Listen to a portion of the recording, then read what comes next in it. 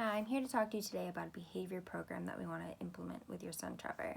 So the reason I'm talking to you about it is because we really want you to be involved in the planning of this program, and we really want to tailor to Trevor and his individual needs, and you know him better than anyone else. So the program that we propose to implement is a token economy, and I'm going to explain what that is, show you what it looks like, and answer any questions that you may have.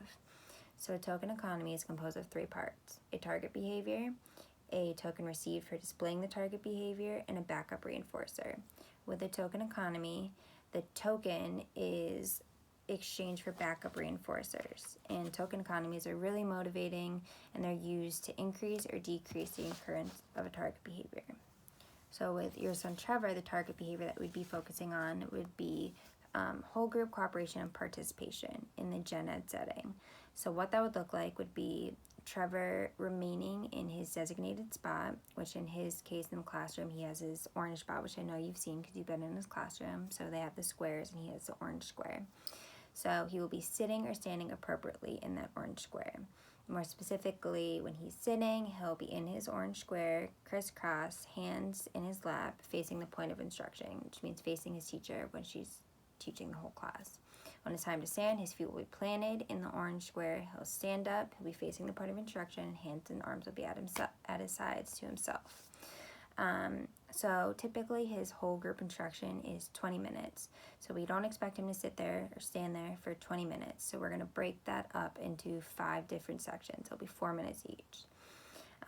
So the reason we're focusing on this is because Trevor's been having difficulty being part of the group and during whole group instruction. Oftentimes he's wandering the classroom, performing unexpected behaviors, and these behaviors will distract him to himself and to others academically, and it affects his performance academically.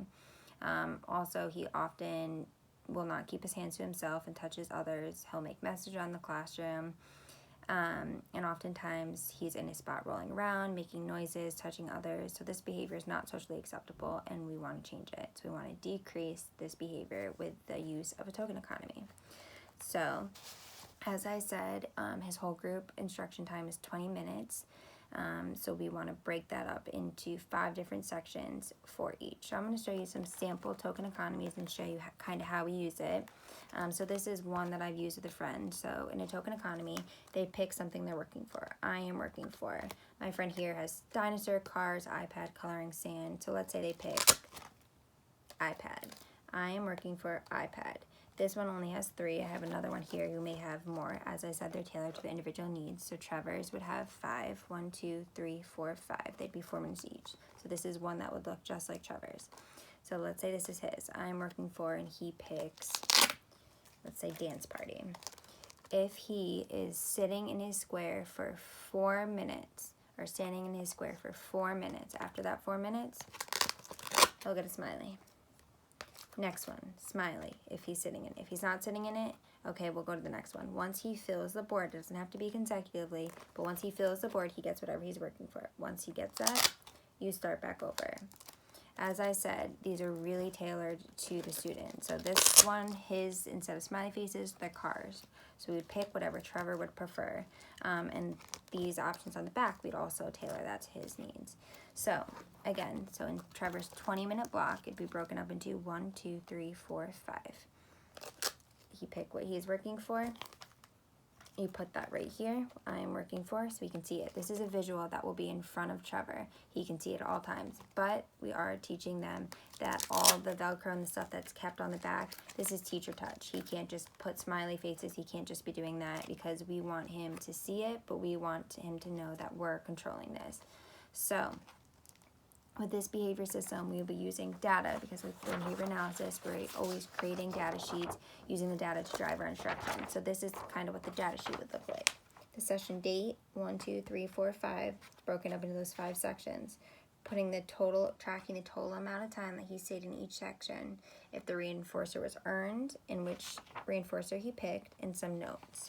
So I know when I talked to you about this previously, you asked me how we'll know what reinforcers we'll use for him. As I said, specific to child. This one has dinosaurs, cars, coloring, sand, because that's what this child picked. This one has tic-tac-toe, dance party, drawing, coloring, puzzle, reading, iPad. That's what they picked. So ways that we can find out what Trevor wants to do, again, you can be involved in it. You know your son better than anyone, so you could give us some ideas. We could talk to Trevor himself and have him be involved in it. We could also do a preference assessment, which would assess different preferences on reinforcers, and it would kind of gauge his most reinforcing and his least reinforcing. We can do some direct observations to see what works with other teachers in the classroom and what motivates him to tailor to what he wants. So his might be completely different, but we want to pick stuff that's going to be motivating for him. Another question you asked was how the information will be collected. So as I said, during the duration of the time that he's appropriately in his seat, data will be collected on this data sheet, which I have showed you. So the session date, the different sections, total amount of time, if the reinforcer was earned, and some notes. So it's the data sheet has a spot to put the session date, the different things over there. You also had asked me how we'll make sure that Trevor does not become dependent on it. That is a really great question, and I understand that. So yes, we want him working for this. Yes, we want him doing this, but we don't want him to become dependent on this and only work for certain reinforcers.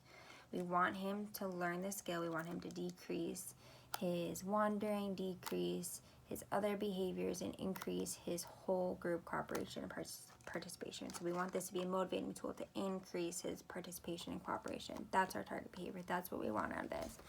So once he masters this, we can still use this for other aspects of participation. We can extend it to a longer period to generalize it to other skills. We can do it instead of just whole group, putting it to related arts, apply it to other situations. But also this is a system that we definitely, once we start progressing, we can increase the amount of time that he needs for each one.